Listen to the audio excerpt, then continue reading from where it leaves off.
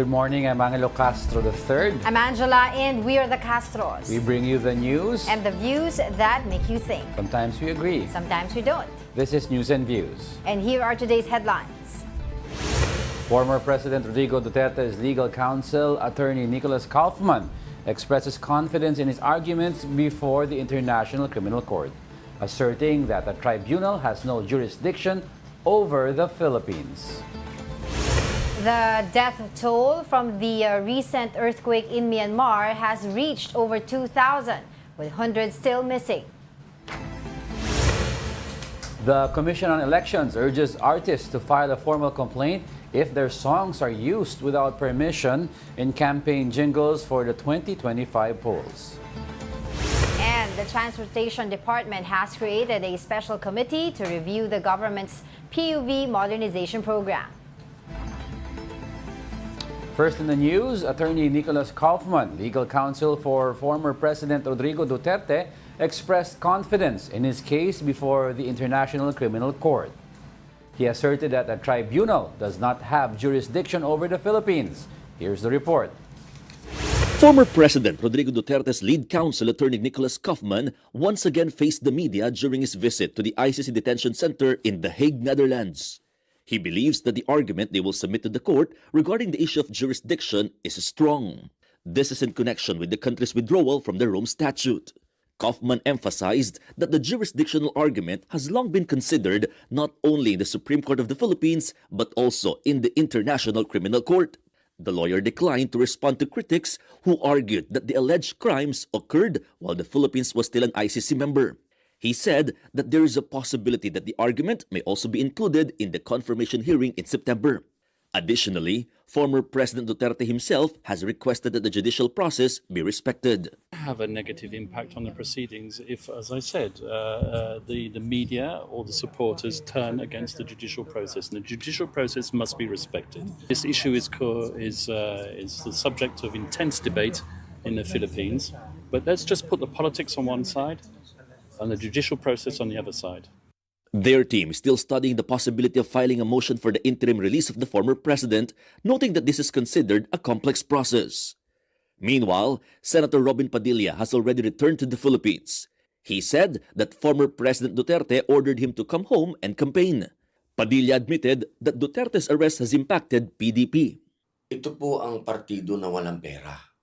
Okay, kailangan po nating liwanagin. Ngayon, yung aming #1 crowd drawer, nakakulong. Parang kaming inalisan ng ulo.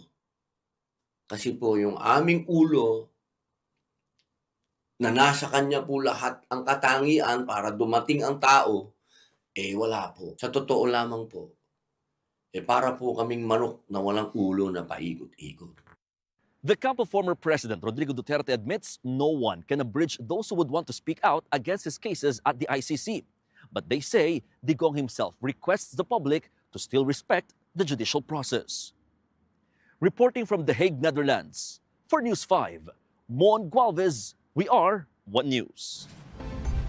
Meanwhile, the death toll following the massive tremor in Myanmar has reached over 2,000. This as several nations extend hand in the ongoing search and rescue operations. Here's the report.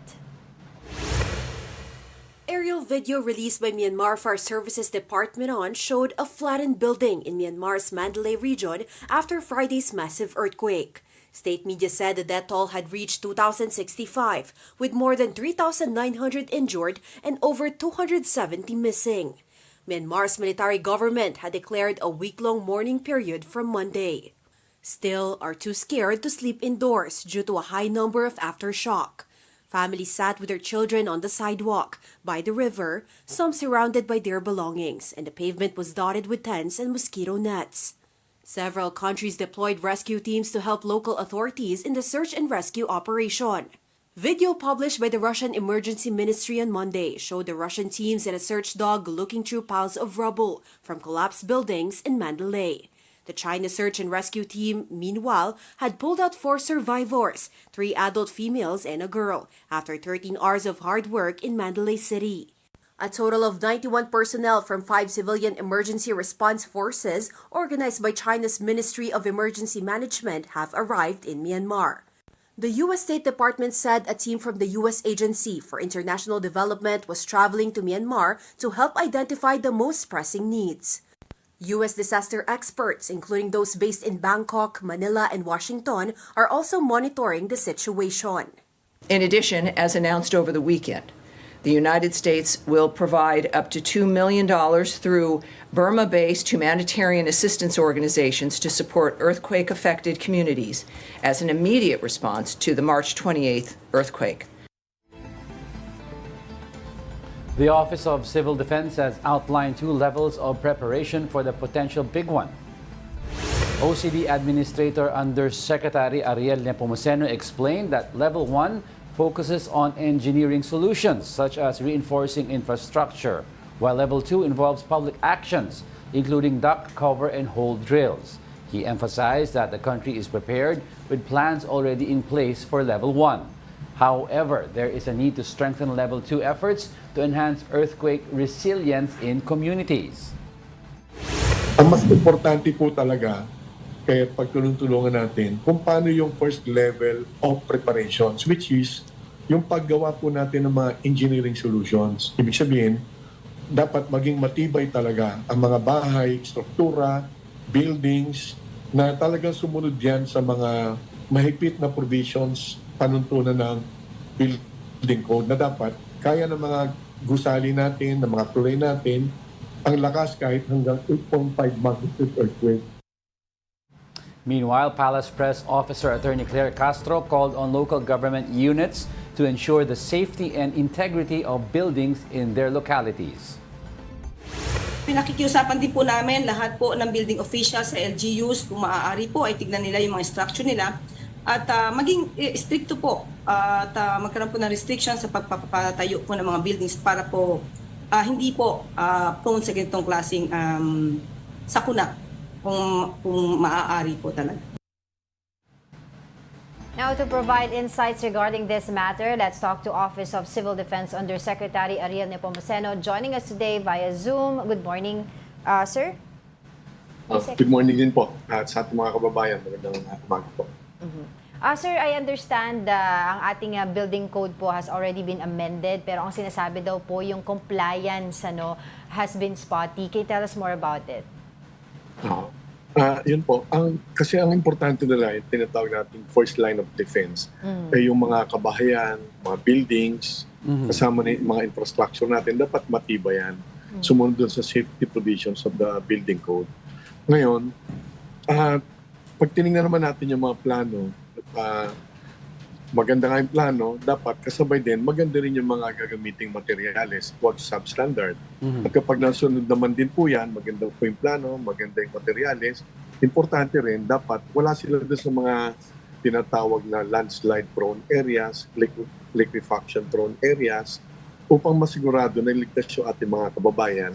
Dahil kahit anong ganda, no matter how much we do or perfect, the duct cover and hole drill or the collective memory that we're trying to achieve for everyone, if you will be inside a inside a structure that will collapse, doon po tayo matatabunan, doon po tayo malilibing. Kaya importante talaga yung napakahigpit, hindi case-to-case basis, dapat 100% compliance ang kailangan po natin pagdating sa pagsunod sa building code. Kasi sa building code sa ngayon, dapat 8.5 magnitude earthquake kayanin. Matatag po yung ating struktura. Anything less than that, kagaya po nangyari sa Myanmar, 7.7, at tayo naman po ang pinaghahandaan po natin sa sinasabing the big one, that refers to the West Valley Fault System moving and unleashing a possible 7.2 magnitude earthquake. However, we have to understand that the West Valley Fault System is just one of the 175 fault systems in the country. Meron pa ho tayong, on top of that, 6 active trenches na mas malalakas po yan. Ang gumalaw sa Myanmar is a trench, hindi po fault system yun. So, pag tinignan natin yung mapa natin, for example, you will notice at the left side of the archipelago, doon sa may bandang West Philippine Sea, that's the Manila Trench. If it moves, according to scientific studies, that can cause an 8.3 magnitude earthquake. Mas malakas po yun. and there's a possibility of a tsunami being caused by the movement of the Manila Trench. Kaya talagang po maghahabol tayo pagdating po sa mga struktura, we really have to catch up, especially for our so-called critical structures. Baka, Yusek, ang question kasi dito is baka yung mga buildings moving forward, yung mga bago-bago that belong to the amended building code era, madali na lang yun kasi may compliance Yes. yun eh. Ang question is, paano po yung mga lubang building na hindi pasok sa current building code? Is there a way of reinforcing these materials to comply with, a hypothetical big one? Yes, tama po. Actually, may available technologies naman po to retrofit the old buildings kung kaya pa. But this has to be done by experts. Hindi po pwedeng tayo-tayo lang yan or yung non-engineers, kumbaga, tsatsambahan lang po yung paggawa niyan. Retrofitting a building to strengthen the original structure is a valid option being done by advanced countries like Japan. Inuuna halimbawa sa Japan, na inuna na nila, lahat ng kanilang mga eskwelahan, lahat ng paaralan, dahil mga bata ang nandiriyan, Yes. lahat yan, more than almost 100% na retrofit na nila yan. And all their hospitals are already retrofitted. These are old structures that have been strengthened by retrofitting. Ganun din po yung pwede natin gawin sa mga luma nating struktura. Kaya lang, yung mga struktura na talagang in the first place, talagang delikado, yun po ay hindi naman din ganun kadali na lumipat sila ng bahay. Pero ang importante, alam din naman nila kung sinorkat nila yung pag-apply ng building permit, occupancy permit yan, no? The national government, no matter how much we want to resolve this issue, the national government cannot do this alone. The private sector should be able to help themselves, yung mga kababayan po natin, yung kaya nila, maghanap na kayo ng engineers, alam din naman po ninyo kung paano nyo papalakasin yung inyong bahay, kailangan po gawin natin yan. The local government units also, as expressed by Malacanang, they have the primary role and primary responsibility to make sure that the new buildings will be, or new structures will be compliant. And then meanwhile, yung mga dati ng mga nakatayo, every year, lalo na po yung mga kumukuha po ng mga business permit, chinecheck po nila ulit yan eh. Yes. They should put as one of the parameters, hindi lang po yung fire hazard issue, no? Dapat yung earthquake issue rin, isama po yan sa ini-inspect ng mga inspectors ng City Hall. Yusek, ang isang question kasi dito yung in MRT, LRT structures, flyovers, pati yung underpass natin na medyong luma na rin, no? Ano yung, are they resilient against a possible big one? We have given the instructions, and we have requested also other agencies to immediately conduct the structural integrity audit of the buildings and structures within their areas of jurisdiction. Halimbawa sa DPWH, ginagawa naman po nila yan periodically. Ano? However, given what happened with Myanmar, this is an eye-opener. This is a huge red flag for everyone that we have to fast-track some more the structural integrity audit that everyone is doing. Again, kasama rin dapat yung local government units at yung mga nasa private sector, private developers, private property owners, sabayan na po natin ito. And actually, we are really earnestly hoping na hindi ito yung typical, alam niyo yung sinasabi nating ningas kugon. Ngayon, importante itong topic na to. But after 2 months, baka makalimutan naman. So we also need the help of media for this. Exactly. O nga. In addition, also po, Yusek, what role po does the DPWH play in ensuring po yung standards that you have mentioned earlier, as well as the local government units? Ang DPWH po, sila po yung pangunahin pagdating po sa mga ating national infrastructure, yung mga highways, roads, even yung mga bridges na malalaki, lalo na, no? They have the responsibility to make sure that the design is compliant and the materials that will be used will be compliant, plus the execution of the design will have to be properly done. Dapat yung tatlo na yun, sabay-sabay. Hindi po pwedeng maganda yung design, pangit naman yung materials, or pangit naman yung implementation. So that's the role and the responsibility of DPWH. Ginagawa naman po nila yan, but our request is for them to probably, if meron pa, level up the standard of their diligence to make sure that this will really happen dahil buhay ang pinag-uusapan natin. Ngayon, pagdating naman po doon sa LGUs, again, yung mga bago pala mag-a-apply ng mga construction permits, occupancy permits, they have to make sure that these are all compliant, all applications will be compliant to the building code. Plus, isama na rin po nila yung inputs ng DENR, meaning yung MGB, na makikita po natin sa mapa ng MGB what are the hazardous areas in terms of landslide-prone areas, tsunami-prone areas, the liquefaction-prone areas.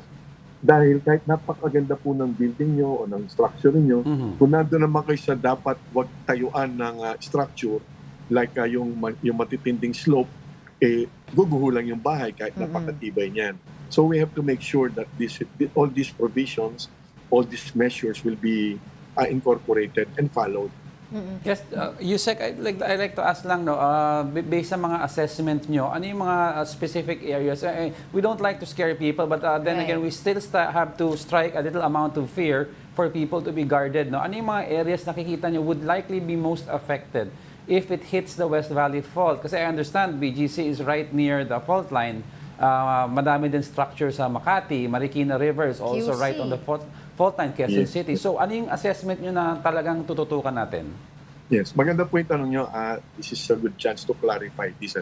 Kasi may misnomer, may misunderstanding that ang akala po nila, yung mismong nasa fault system lang, yung parang guhit lang na malaki, ang delikado. Yes. Tapos naririnig po natin minsan, kapag 5 meters away from that, to the left, 5 meters to the right, safe na. Hindi po totoo yun.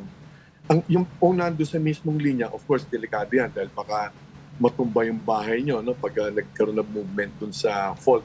Ang mangyayari po kasi, pag gumalaw yung fault, in the first place, the fault system or fault line, nagsisimula yan simula sa parte ng Bulacan, nadadamay ng konti ang ilang bahagi sa Pampanga, Tarlac, pero Bulacan, ang pinakamin, papuntang Metro Manila, bababayan ng Laguna, apektado rin ang ilang parte ng Cavite. Ngayon, pag gumalaw po yan, hindi lang po yan yung mga areas na delikado.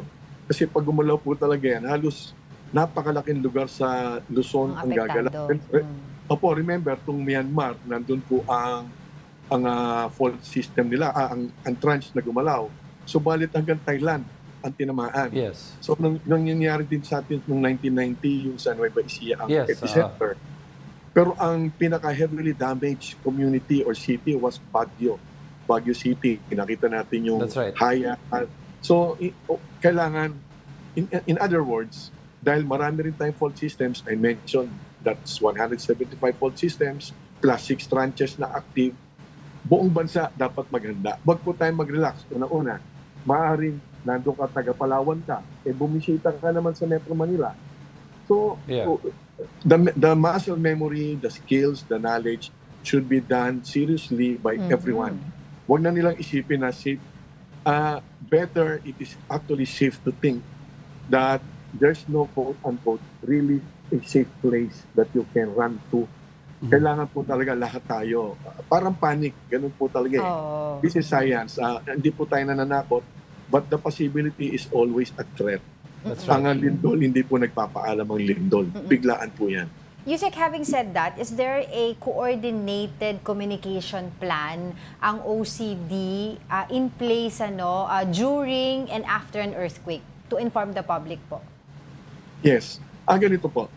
The plans are there. Kompleto po yan. From the AFP, Uniform Services, from the PNP, Coast Guard, the ALG, yung Oplan Yakal, Oplan na Ligtas.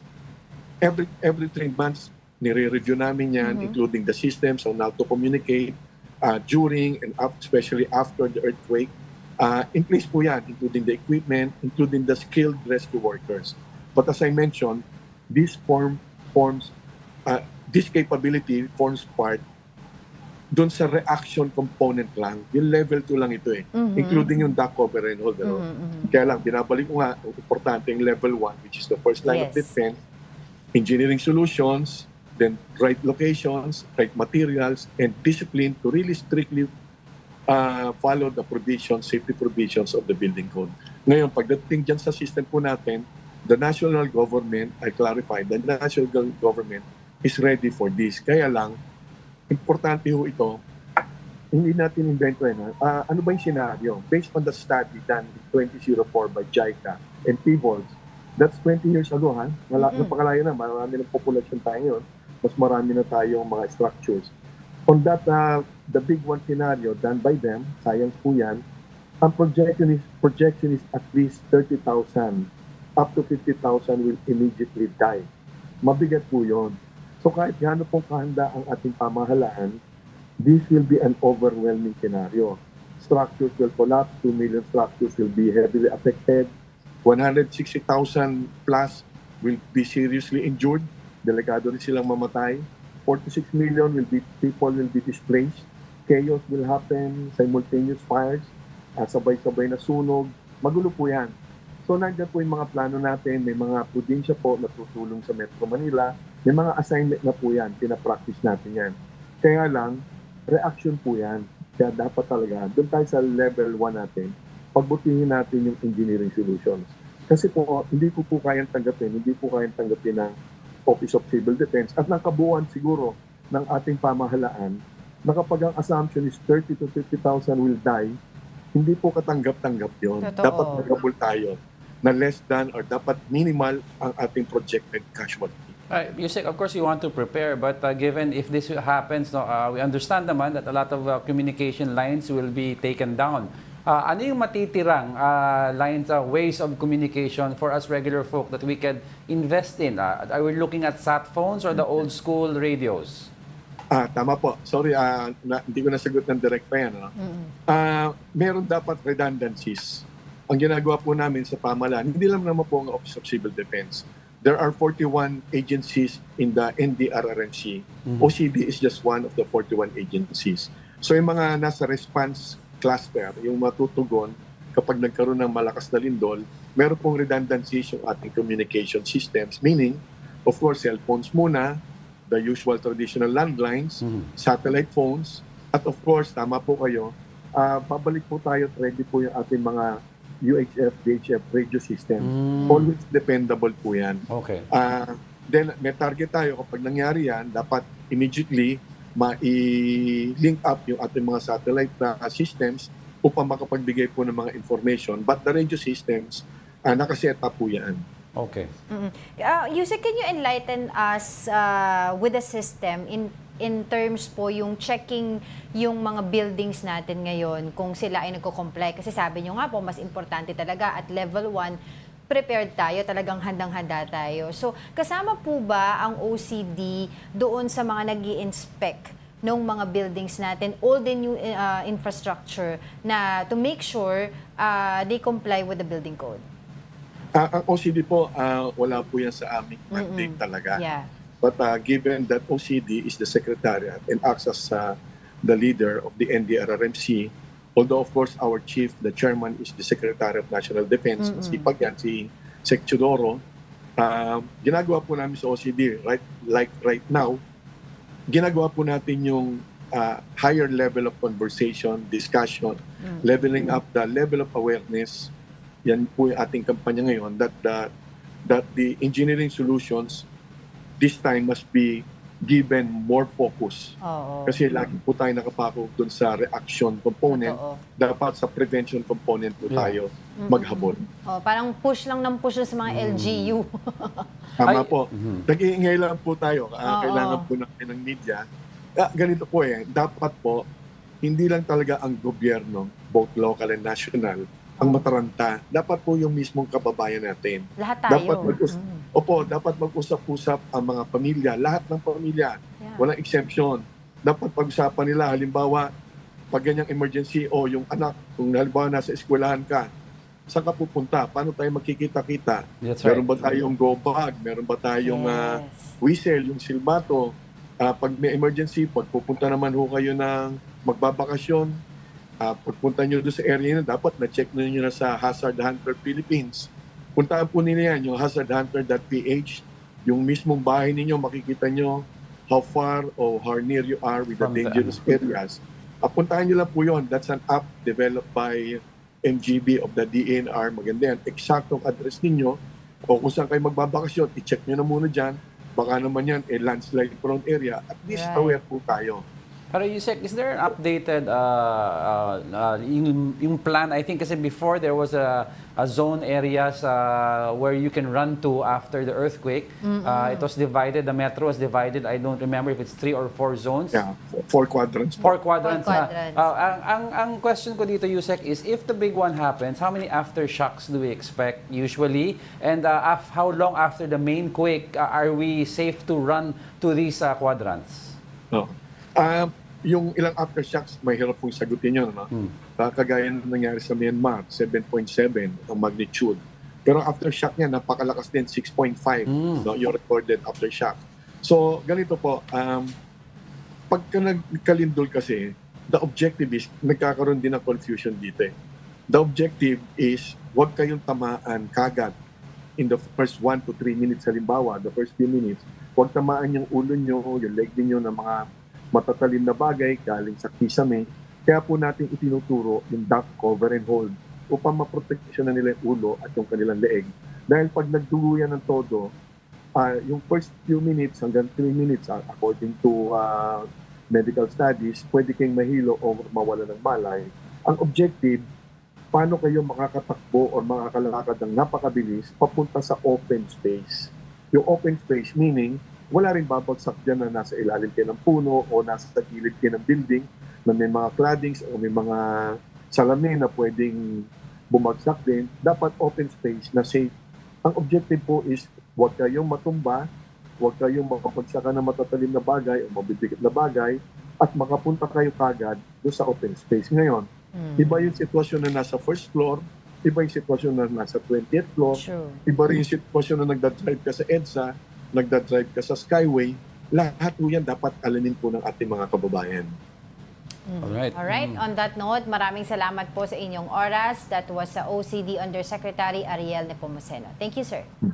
Thank you rin po. Salamat po. Alright, we'll be back with more stories after the break. Keep it here on One News.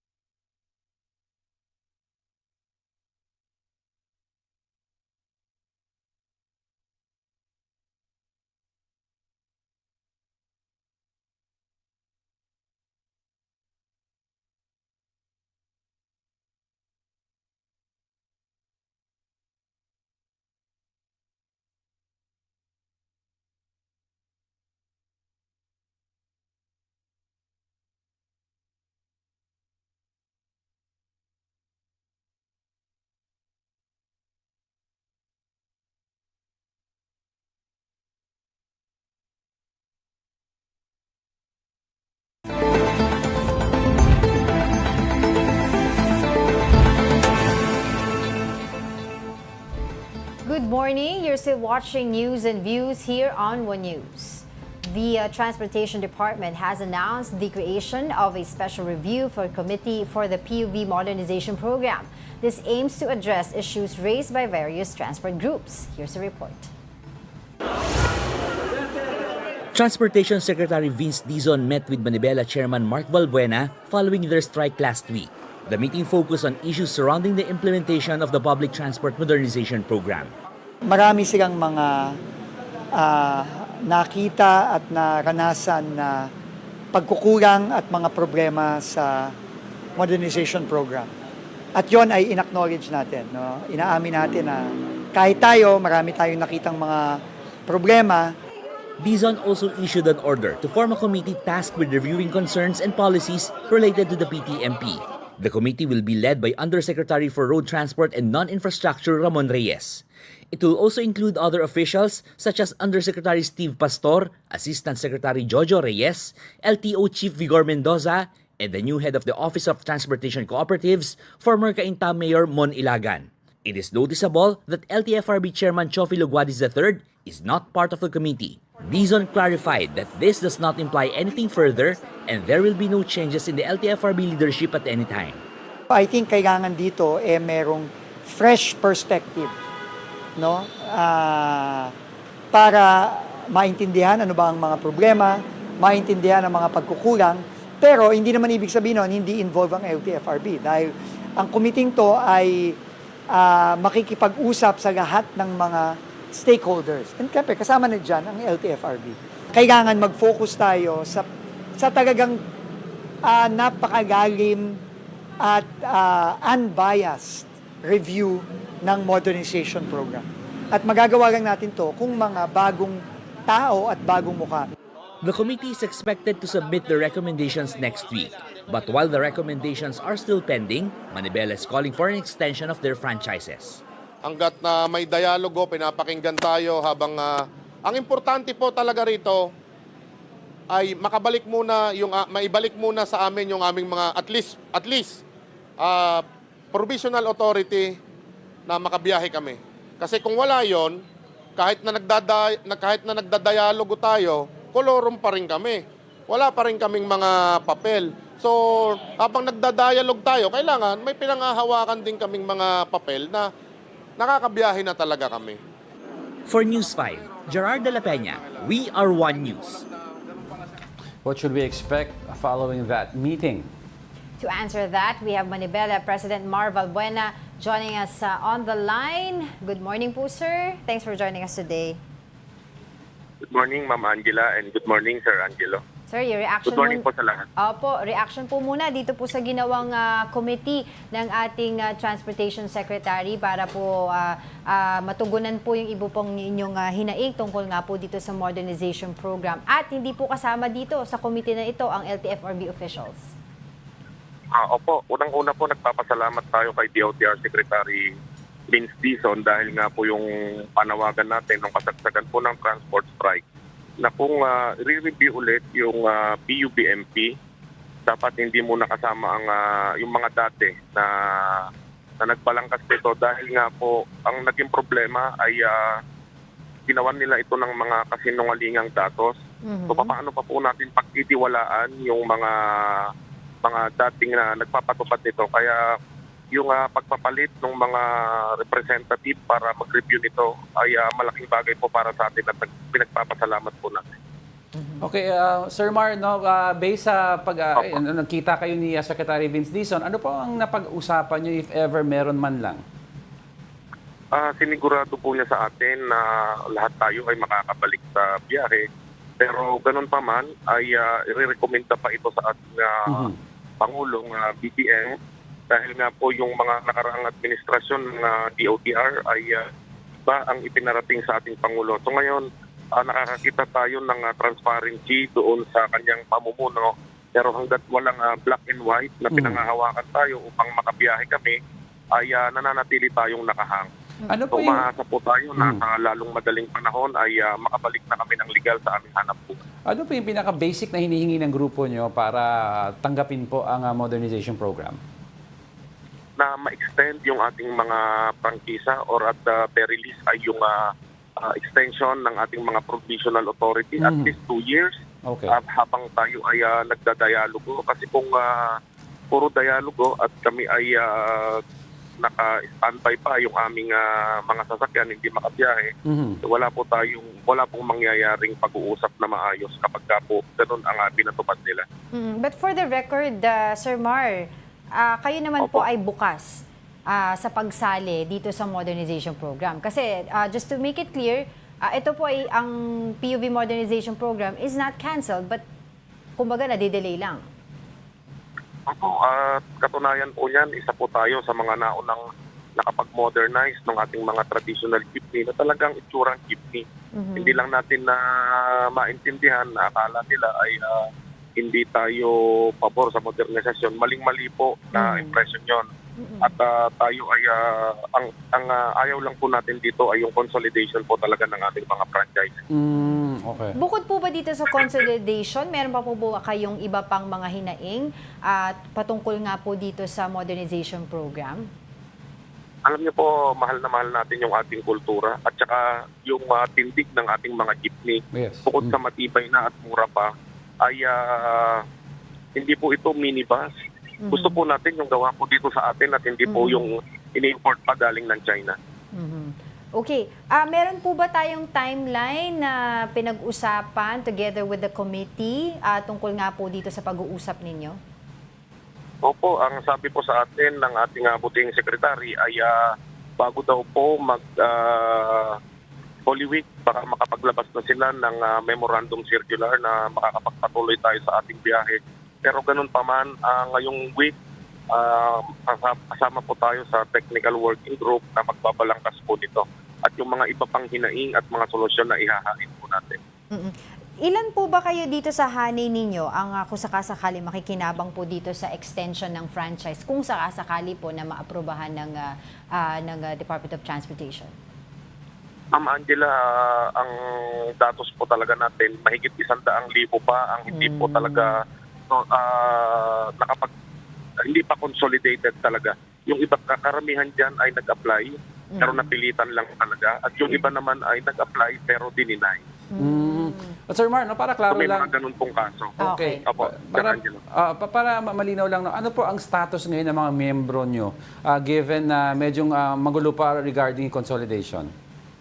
Alam niyo po, simula po April last year, tinuring na po kaming kolorum at hindi na po kami makapagparehistro ng aming mga sasakyan.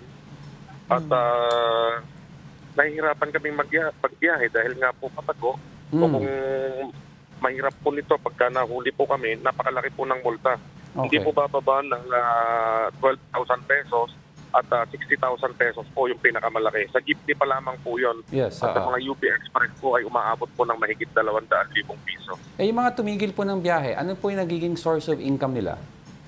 Actually, yung ibang tumigil, wala po talagang tumigil sa amin at nagpatuloy. Pero yun nga po, nakikipagpatintero tayo sa kalsada at may window hour lang po ng paglabas. Aminado po tayo dyan.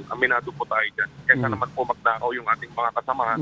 At ang sinasabi nila noon na kapag tumigil na kami sa biyahe, bibigyan kami ng gobyerno ng hanap buhay o ng testa. Pero ni isa po doon sa talagang itinuring na kolorum at hindi na na-renew. Wala naman pong ganitong programa talaga. Peke po yung programa na sinasabi nilang kapag tumigil na kami sa biyahe at hindi kami sumama doon sa programa ay mabibigyan kami ng alternatibong kabuhayan. Wala pong ganun. Wala pong nangyaring ganun. Just to be clear po, may mga nahuli po ba prior to this na pag-uusap niyo po sa bagong liderato ng Department of Transportation ng mga kolorum sa inyong hanay? Isa po yan sa pinakamabigat na dahilan kaya po kami nagkasa ng transport strike ng mga nakaraang linggo. Dahil nga po marami na sa amin talaga ang pinapahuli at nahuli talaga. Marami po tayong hawak ng mga tickets na kailangan tubusin hanggang ngayon di pa po natutubos. Kasi nga ang gusto nila, kahit may pangtubos ka, kailangan consolidated ka. Yun nga po yung inaayawan natin. At bukod po doon ay talaga pong kasabwat na itong LGU. Kasi ang LTFRB, sabi po sa amin ng LGU, inutusan daw sila kasi hinuhuli na rin kami ng LGU ngayon. Dati LTO lang at saka HPG. Ngayon po kasama na ang LGU at ang sabi sa amin ng LGU, pagka pumapanig kami sa kanilang tanggapan, ang sinasabi sa amin ay utos daw po sa kanila ito ng LTFRB. What do you mean by kasabwat po? Kasi po wala pong kasing police power ang LTFRB na ngayon. Wala na siyang mandato para manghuli. Kaya po ang ginagamit nila ngayon ay ang LGU kasi nga ang LTO hindi niya na makasama doon sa enforcement kasi nga labag po sa batas na kung hindi ka naman nakakonsolidate dapat hindi ka na ma-renew. So naiintindihan po tayo ng LTO doon pero wala din silang magawa minsan dahil nga po kung may utos doon sa kanilang mga matataas na opisyal, wala din po silang magawa. Sir Marno, based sa pag-uusap niyo ni Secretary Vince, no, aware ba siya sa nangyayari pong sitwasyon, yung mga nakikipagpatintero sa pangkabuhayan ng mga kasama natin sa sa pagmamaneho? Kahapon po, Sir Angelo, nalaman niya lahat ito na talagang pinapahirapan kasi nandoon mismo yung mga nahuli na mga members namin. At ang sinasabi nga daw ng LTO yata sa kanila dahil daw sa JAW, kahit po nandyan yung JAW, kung meron po kami provisional authority o mga prangkisa, hindi po kami huhulihin do sa ganong klase ng violation na kolorong kami. So yun po yung pinakamabigat kasing penalty po doon Sir, doon po sa usapin, doon po sa yung modernization, yung sa utsura nung jeepney. I remember po kasi nagpresenta po ang Francisco Motors ng modernized jeepney na hindi pa po nalalayo naman dun sa kultura natin, yung itsura po talaga ng jeepneys natin. And for some point, correct me if I'm wrong, parang pumayag naman po 'di ba yung LTFRB na DOTR rather, na pwede naman daw po hindi naman exclusive yung paggawa ng disenyo ng jeepney mula doon sa supplier sa imported mula sa China. Opo, Ma'am Angela. Yun po yung nakakatawa na nakakalungkot dito sa mga pahayag ng DOTR. Nakakatawa na sabihin nila pumapayat sila doon sa itsura na yon, doon sa mukha ng ating mga traditional jeepney. Nakakalungkot na kahit isa wala naman po doon ang pinayagan nila na ipasa o bigyan ng accreditation para po makapag-mass produce yung ating mga local manufacturer. So wala naman po tayong nakikita Meron po na po ba tayong nakita na isang transport cooperative o transport corporation na at least may 15 silang modernized na local jeepneys? Wala po. Wala po tayong makitang ganon. Pero may nagpasa na para maaprubahan. May nagpasa pero wala po tayong nalalaman pa na talagang binigyan po ng certificate of compliance dito sa ating mga local manufacturer o builders kasi nga po puro po hindi ko alam kung ano ang kaibahan ng mga galing ng China at galing nagawa dito sa atin na bakit hindi po nila maaprubahan. Alright, sige po, mahaba-habang usapin ito. Kailan lang po yung next na pag-uusap po ninyo nitong new committee? Baka po, kung hindi po tomorrow, Thursday po, yan po ay pinangako nila at tayo po ay tumagot dahil nga po kailangan na po ang report sa ating Pangulong Ferdinand Bongbong Marcos. Alright, sige po. Tatawag na lang po ulit kami sa magiging update po ng inyong pinag-usapan. For the meantime, maraming salamat po sa inyong oras, Manibela President Mar Valbuena.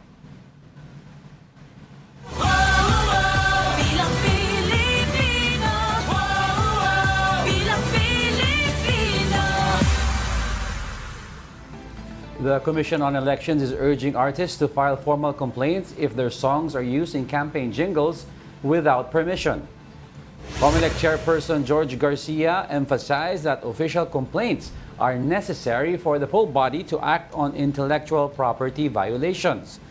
In January, the COMELEC signed an agreement with the Intellectual Property Office of the Philippines to monitor and enforce copyright protections.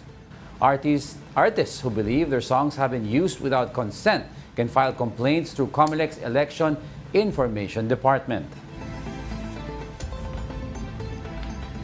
In other news, hunger in the Philippines rises to 27.2%, the highest since the pandemic or September of 2020. According to SWS, this is 6 percent points above the 21.2% recorded in February 2025. The survey also showed that Filipino families experience involuntary hunger at least once in the past 3 months. The Agriculture Department has maintained there is no food supply shortage in the country. While definitely in areas you cannot discount that there is hunger because of, but I think that's more of economics na eh. It is not agriculture related eh. Kasi we have almost most of everything, lalo na ngayong March, April, May, June, ano, hanggang dry season lang naman. Kita naman natin yung presyo sa palengke, bumaba. Don't go away because we're not done yet. Stay with us.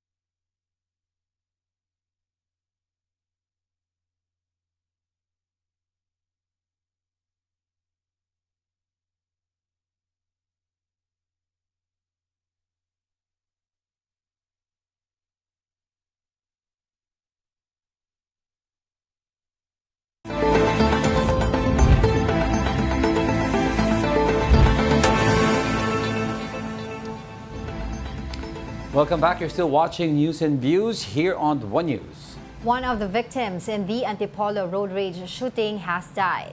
The person had to be confined in an intensive care unit after being shot in the head. 4 persons were hit, 3 riders and a woman who was later found to be the suspect's live-in partner. 3 counts of frustrated murder and a case for violation of the election gun ban had been filed against the suspect. The suspect is currently in police custody. Uso na naman ang galaan ngayon summer pero hinay lang sa kulitan at biruan. Baka kasi ang mabitawan ninyo ay bomb joke na bawal sa batas. Para bigyan ng mukha ang balita, Mobile Journal, Meremon Reyes.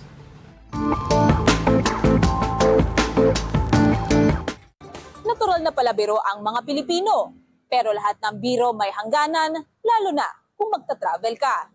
Naabala ang mapayapang paglapag ng isang eroplano sa Bohol Panglao International Airport noong March 22. 2 pasahero kasi ang nagbirong may bomba sa kanilang bagahe. Ayon sa Civil Aviation Authority of the Philippines, agad na ininspeksyon ang aircraft cabin at mga bagahe. Buti na lang, walang nakitang pampasabog. Pero hinuli pa rin ang 2 nagbiro tungkol dyan. Lalo't ipinagbabawal ang bomb jokes lalo sa mga pampublikong transportasyon. Kasi mag-create ng ng panic or tension doon sa mga nandun sa loob ng aeroplano. Talagang napiperwisyo rin ng airline dahil unang-una nagkakaroon ng ibababa lahat yung pasahero, bababa yung bagahe para makita kung clear talaga. Kasi hindi naman natin po pwedeng sabihin na joke yan. Sinabi ng isang pasahero, we can never tell kung joke o hindi. Hindi naman bago ang mga ganitong insidente. Sa halos 4 na dekadang nasa serbisyo ang retired flight purser na si Wilfredo Lopez, swerteng wala naman siyang naengkwentrong tunay na bomb threat. Pero dahil bukod sa piloto ay nakataya rin sa mga steward at stewardess ang kaligtasan ng mga nasa flight, alerto raw palagi ang kanilang pandinig. Hindi lang para makichismis, kundi para matiyak ang maayos na biyahe. Lalo na't may mangilan-ngilan daw talagang nagbibitiw ng bomb joke. Yung bomb jokes, we take it seriously. Ang job kasi ng cabin crew is for the safety of the flight, the passengers.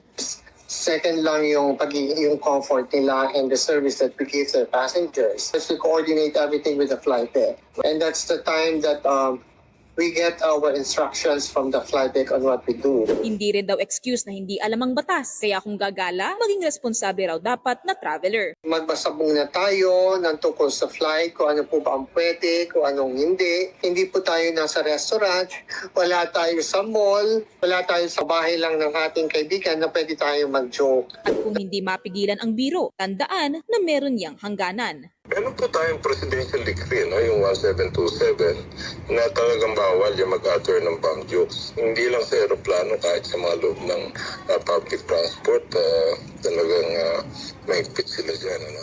Baka may multa yan kung sakali man, kung talagang severe yung ginawa, may 5 years imprisonment or fine of 40,000 pesos. Hindi lahat ng biro nakakatuwa. Ilugar palagi ang mga sasabihin, lalo pa kung makaka-apekto ito sa seguridad ng maraming tao. Mobile journalist Marymon Reyes po, hatid ang mukha ng balita. The Samahang Basketball ng Pilipinas has confirmed that Justin Brownlee tested positive in a recent drug test. The organization acknowledged the situation in a statement but did not disclose the specific substance detected. According to SBP, Brownlee is receiving legal assistance from his lawyers in the U.S. as they work on addressing the matter. The Basketball Federation also clarified that FIBA has not issued any official ruling on the case as of now. SBP, though, remains hopeful that the situation will not affect Gilas Pilipinas' preparations for the FIBA Asia Cup. Brownlee previously tested positive for carboxy-THC in 2023, which resulted in a 3-month suspension. Naku po. Bakit kaya? Kasi may mga, alam mo, may mga sports drinks din na, Yes, may mga energy drinks. Diba? Not only the energy, but there are yung athletes sa specific drinks na sometimes the companies don't declare it, they lace it with these substances. Kasi ang feeling mo pag ininom mo, atleta ka, wow, na-enhance yung performance ko legally, di ba? Yung pala, may small amount of traces. Na na-detect pagka nagda-drug test. Oo. Anything that enhances performance kasi, even in the slightest, that gives you an undue advantage over other athletes, bawal yun. Of course. Oo, bawal yun. So, siguro... But this is the second time. Ito siguro si Justin, he drank a drink or a supplement na mayroon nun. Oo, dun sa previous na detect sa kanya ng 2023, di ba sabi nila kasi parang he was on pain meds from Because he just recovered from, I think it was an ankle or foot operation. Something to Kakagaling lang yan ng surgery and he was on several medications and supplements para ipabilis ang recovery niya at pati yung stamina niya in time for yung mga games. Oo. Pero yun nga, wala pang ruling. Pero hindi niya hindi niya ma-determine kasi which of the supplements or baka yung na-take niya at that time, that would have compromised it. Oo. But this is not the good news for him. It's not good news, but Pero hopefully, mukhang in control naman, as long as naman yung drugs na hindi lumabas ay yung talaga yung tinatawag nilang ay yung trifecta na pag ito ang nag-positive sa'yo, wala ka na. Yung cocaine, shabu, marijuana. But yung mga ibang enhancement drugs like that, sometimes kasi pinapayagan yan if hindi mo alam when you took it. Kasi mali mo, nasa supplement yan eh. Diba? Hindi mo maalam eh. Kasi these supplements are designed for not for pros but yung mga aspiring athletes na wala pa sa kondisyon. So to get them there, they take that. Yun ang problema, 'di ba? So let's see. Abangan natin yung magiging result ng kanyang Justin is very important to the Gilas Pilipinas program. But today is a special day for our fellow Muslim brothers and sisters. Yes, today, that's why holiday. Lahat po ng eskwelahan tsaka mga government offices at tsaka mga offices, as a whole wala pong pasok kasi this is the end of their Ramadan. Yeah, we are one with them in their celebration, of course. Also, April 1 is April Fool's Day supposedly.